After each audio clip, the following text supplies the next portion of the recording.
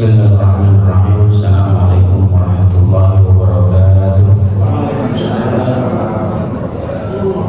Alhamdulillah wa sholli ala rasulillah. Bismillahirrahmanirrahim. Bapak Ibu yang saya hormati, para alim ulama yang sama-sama kita taati. Alhamdulillah sekian lama kita libur untuk melakukan puasa Ramadan dan Idul Fitri. Sekarang kita bisa bermujahadah kembali kita mengkaji kitab Riyadhus Shalihin yang dikarang oleh Abi Zakaria Yahya Syaraf Ad-Din An-Nawawi atau yang biasa kita kenal dengan Imam Nawawi. Langsung saja kita akan mendiskusikan tentang hadis yang ke-36 kalau yang di sini atas sini. Bismillahirrahmanirrahim. Ar-Rabi.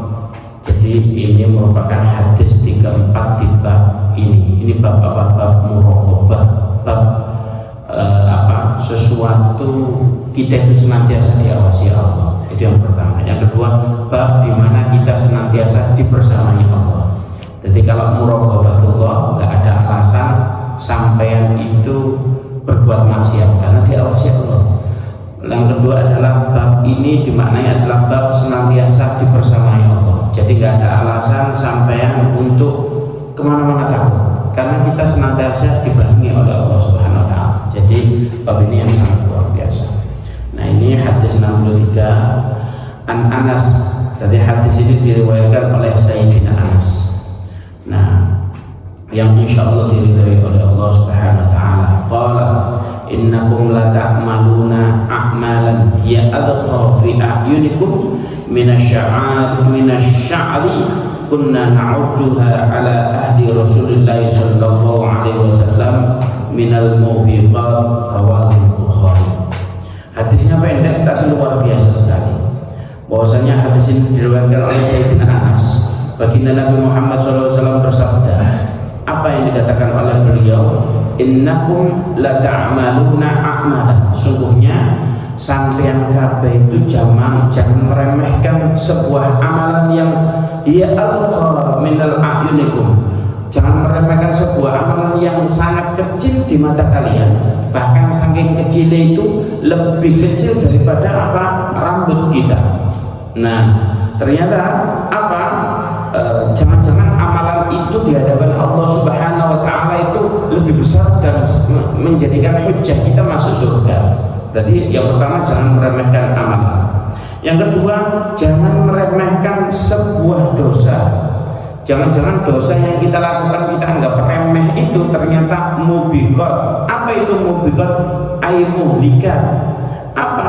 Yaitu sesuatu yang menghancurkan, sesuatu yang Allah enggan untuk mengampuninya. Nah inilah hadisnya pendek, tapi apa hikmah di balik hadis ini?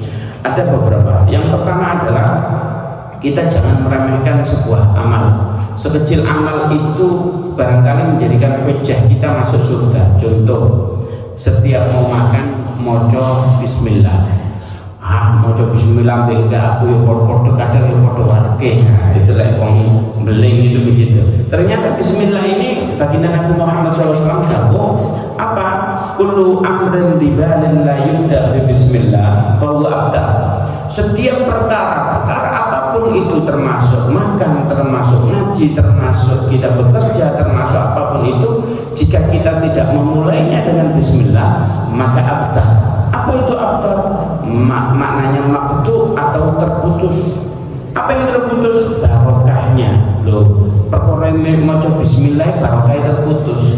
Loh bisa jadi karena kita itu sekarang ada kolesterol, ada apa ini? Penyakit asam aurat gitu. Ada penyakitnya macam-macam gitu. Gara-gara apa?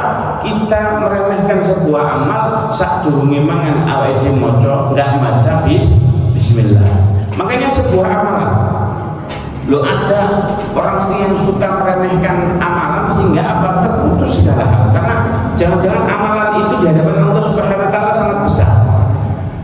Ada dulu yang kita kenal itu Ashabul Kahfi. Ada yang mengatakan 9, ada yang 9, oh enggak 8, 9 sama anjingnya.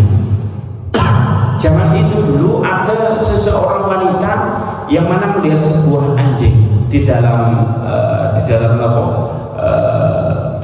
sebuah sumur tua. Kemudian apa? Anjing tersebut di samping sumur tua itu dalam keadaan kehausan.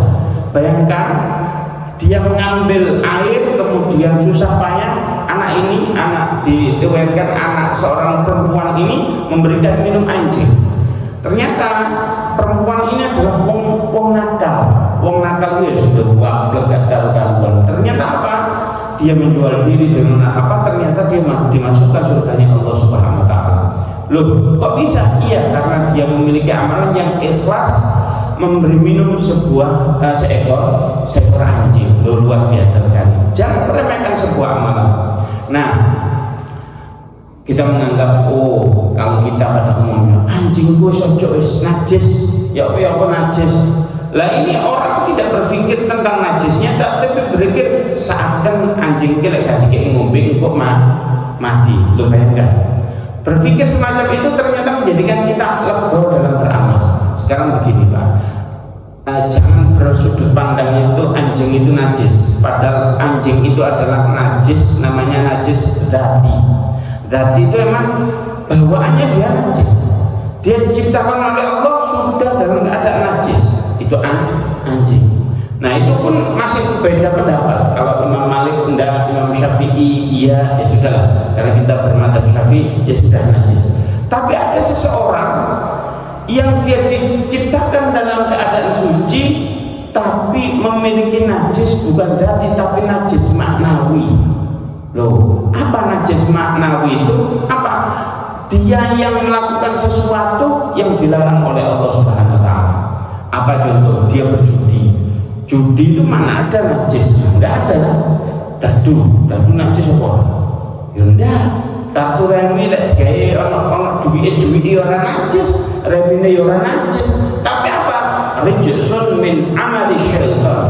Bahwasanya adalah yang najis itu perbuatannya. Nah kira-kira menurut jenengan najis mana antara najisnya anjing dzati dengan najisnya manusia dengan najis maknawi? Ya najis maknawi. Karena kenapa? Wong kamu dilahirkan suci mek saking dableke sampean malah kita itu dikategorikan najis maknawi itu tadi. Makanya jangan selalu pesimis, jangan selalu kita itu memandang seseorang itu dengan pandangan su atau pandangan jelek. Nah, inilah di sini pesan Rasulullah, jangan kalian meremehkan sebuah amal. Jangan-jangan maca bismillah kalian itu bisa masuk surganya Allah. Jangan-jangan dengan kalian memberikan, tidak meremehkan orang lain, tidak meremehkan makhluknya Allah Subhanahu wa taala, kalian juga akan masuk surganya Allah Subhanahu wa taala. Wonten malih begini Pak. Ada sebuah cerita. Kita ketemu bersama muhaddis itu ada 6. Bukhari, Muslim, Nasa'i, Tirmidzi, Abu Dawud, Ibnu Majah. Abu Dawud itu pernah suatu ketika naik perahu, tapi bukan perahu kecil, perahu besar. Kayak zaman saya ferry begitu ya. Kemudian itu beliau itu mendengarkan seseorang di pinggir apa? Ini sungai besar, di pinggirnya ini ada orang bersih. Kemudian apa? Beliau itu mendatangi apa ini? Supir lah gitu. Kemudian setelah datangin, Pak boleh nggak berhenti? Nggak boleh. Loh ini saya ada perlu, nggak boleh. Kemudian apa? Inilah saya punya 1 dinar. 1 dinar itu kalau untuk ukuran untuk memberhentikan perahu jelas ini surplus. 1 dinar itu kan setara dengan 4,25 gram emas. Berarti uangnya besar. Wes kita kasihkan. Berhentilah Pak supir. Mari kemudian apa? Dia mendatangi orang yang bersin dan dia mengatakan yarhamukumullah, yarhamukallah ba'dal haq. Cuma mengucapkan semoga engkau dimuliakan Allah tatkala kamu bersin tadi mengucapkan alhamdulillah. Ini kan kayak sepele. Kalau wong wajib yarhamukumullah ba'dal haq. Lah nek gitu enggak. Ternyata apa? Setelah dia berhenti balik mana? Karena dia minta berhenti, orang sekapal ferry ini kan paham iki sopo sih kok enak-enak ini gelem bayar 1 dinar hanya untuk apa? Menyamperin orang, mendoakan seseorang. Ini ngapain orang ini? Karena penting-pentingnya. Nah diterangkan di dalam cerita tersebut apa? Suatu ketika orang itu semuanya tertidur. Nah, semuanya tertidur. Kemudian tiba-tiba bangun, kemudian orang ini bingung. Setelah bangun, nggak ada yang ngomong seperti biasanya, tapi ada seseorang bilang, aku pengen cerita. Apa? Siapa tadi yang memberhentikan perahu? Siapa?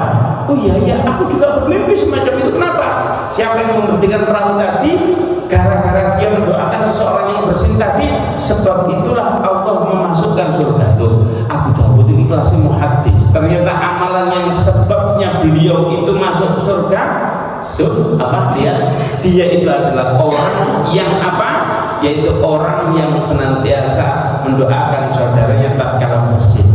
Oh, amal itu sepele, Pak, tapi jangan diremehkan. Nah, yang pertama hikmahnya di sini adalah jangan meremehkan sebuah amal. Dimana menuju Bismillahirrahmanirrahim, kalian mau ke masjid Bismillahirrahmanirrahim, mau apa ini keluar rumah untuk bekerja ya mau coba Bismillahirrahmanirrahim. Bayangkan hikmah daripada Bismillah ini. Kita ambil contoh, sampai mau kerja gak mau coba Bismillah, itu kerja biasa. Bayangkan kerja untuk rumah nang kota mungkin butuh waktu 1/4 jam. Terus di dalam kerjaan itu mulai jam 7 sampai nyampe ke sana jam 7:15 atau setengah 8, nyampe di pulang lagi taruhlah jam 4, berarti kurang lebih panjang 8 sampai 9 jam kita keluar rumah. Bayangkan kalau kita baca Bismillah, maka kita mulai dari jam pagi sampai sore itu dihitung ibadah semua. Loh, sopos nih iso ibadah sampai 12 jam. Oh, angel itu. Mohon maaf, 9 jam atau 10 jam. Sopos yang kerja 12 jam ya tambah lama. Gara-gara kita tatkala mau keluar rumah kita baca Bismillah. Nah, orang itu kan sulit sekali kan ibadah, lama-lama itu sulit. Nah, mungkin kira-kira contoh ibadah. Terawih itu milih sing cepet napa sing suwe. Nah, masjid nanti ini dicoba 1 rakaat 1 juz. Lakuni kan? Loh, ini menunjukkan kita beramal ibadah waktu itu sulit sekali. Lah ini kalau kita keluar rumah mau bekerja, kita memulainya dengan Bismillahirrahmanirrahim, maka seluruh aktivitas kita itu di luar rumah dihitung ibadah. Maka sekarang itu jangan sampai kita meremehkan sebuah amal. Yang kedua adalah apa pesannya di sini? Jangan sekali-kali kita meremehkan sebuah dosa. Sing pertama ojo meremehkan amal, sing kedua ojo meremehkan dosa. Dosa itu bagaimana? Iya. Oh, ada dulu zaman Rasulullah itu orang itu meremehkan apa? Cawe. Dia itu tak kalah kencing, Pak. Non sewu, ya sudah cawe. Mek nggak memperhatikan cawe itu licik apa enggak? Nah, apa kasusnya cuma sepele? Ternyata suatu ketika Rasulullah dengan para sahabat, beliau itu jalan kaki menjumpai 2 kuburan. Nah, di kuburan itu langsung kuburannya nggak tahu banyak apa atau cuma 2. Hanya saja ada 2 orang di situ diterangkan kata Rasulullah, mandek di sini, berhenti dulu. Ini jangan ditanya Rasulullah kok tahu di dalam kuburan. Namanya Rasulullah, juru bicara resminya Allah. Nggak usah sama utur. Nah, suatu ketika Rasulullah di situ menjumpai kuburan, masya Allah. Ini 2 orang di dalam kuburan ini dalam keadaan disiksa oleh Allah Subhanahu Wa Taala. Maka para sahabat yang ikut Rasulullah diminta, kamu carilah pelepah kurma. Carilah beliau pelepah kurma. Kemudian apa? Ditaruh di situ, dibacakan, didoakan. Kemudian kata sahabat, bagaimana ya Rasulullah? Alhamdulillah, sekarang dia sudah tidak disiksa oleh Allah Subhanahu Wa Taala. Ini ada beberapa hikmah. Ya Rasulullah, kira-kira apa sebab apa dia itu disiksa oleh Allah Subhanahu Wa Taala? Sing pertama, wong sing siji gimana? Gara-gara kalau kencing ghair istibra, tidak tuntas pas kencing. Masalahnya ini udah. Islam menjaga betul kesucian kita. Ojo ngawur-ngawur gitu ya. Contoh istibra itu bagaimana? Jadi kalau pas kencing, nun sewu, ini saya contohkan wong lanang begitu ya. Kita pakai celana dalam, tiba-tiba wis mari dicawi ngadeg, gawe celana dalam sama merosot titik. Maka ini menjadikan apa? Sholatnya sama enggak diterima. Bayangkan, mak ngono kok sholatnya enggak diterima.